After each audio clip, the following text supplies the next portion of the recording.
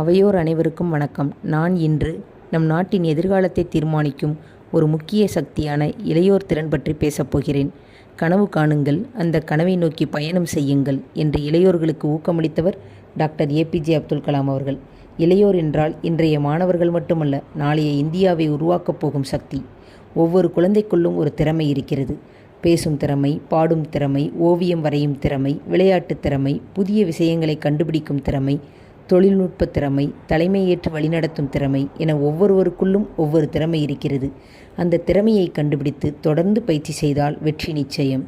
எண்ணிய முடிதல் வேண்டும், நல்லவே எண்ணல் வேண்டும், திண்ணிய நெஞ்சம் வேண்டும், தெளிந்த நல்லறிவு வேண்டும் என்ற மகாகவியின் வரிகளுக்கேற்ப திறமை இருந்தால் மட்டும் போதாது.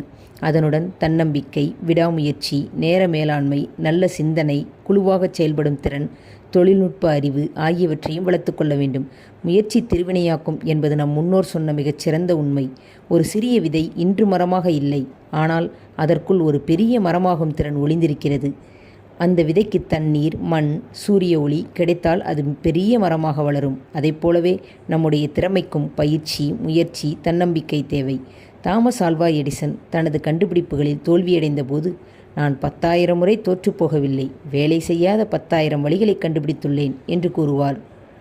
எனவே இளையோர்களாகிய நாம் தோல்வியை கண்டு துவளக்கூடாது. என்னால் முடியாது என்ற எண்ணம்தான் இளைஞர்களின் மிக பெரிய எதிரி. முயற்சியை கைவிட்டால்தான் உண்மையான தோல்வி. வினைத்திற்பம் என்பது ஒருவன் மனத்திற்பம் என்ற வள்ளுவர் வாக்குப்படி எடுத்த செயலை முடிக்க வேண்டும் என்ற மன உறுதியே இளையோருக்கு தேவையான மிக பெரிய பலம்.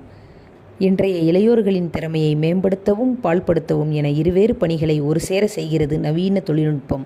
ஆம், நவீன தொழில்நுட்பமான அலைபேசி, இணையம், சமூக வலைத்தளம் போன்றவை இளையோர்களின் நேரத்தை கொள்ளை கொள்ளும் எஜமான்கள்.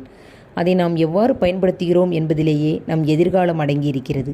நம் திறமையை வளர்த்தெடுக்க உதவும் ஆயுதங்களாக மட்டுமே அவற்றை பயன்படுத்த வேண்டும்.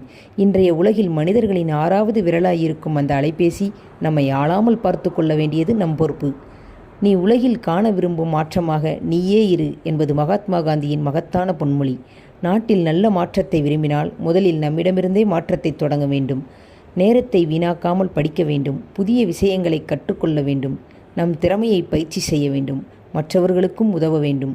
திறமையை வெளிப்படுத்த வாய்ப்புக்காக காத்திருக்காமல் முயற்சியால் வாய்ப்பை உருவாக்க வேண்டும். இன்று நாம் மாணவர்கள், நாளை நாம் மருத்துவராகலாம், பொறியாளராகலாம், ஆசிரியராகலாம், விஞ்ஞானியாகலாம், விளையாட்டு வீரராகலாம். எந்த துறைக்கு சென்றாலும் நம் திறமை நாட்டுக்கு பயன்பட வேண்டும்.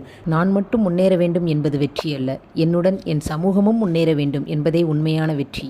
சுவாமி விவேகானந்தர் கூறிய எழுந்திருங்கள், விழித்திருங்கள், இலக்கை அடையும் வரை ஓயாதீர்கள் என்ற வரிகளை மனதில் கொண்டு இளையோர்களாகிய நாம் திறமைகளை அடையாளம் கண்டு அதனை மேம்படுத்தி விடாமுயற்சியோடு பயிற்சி செய்து நமது இலக்கை அடைவோம். நன்றி.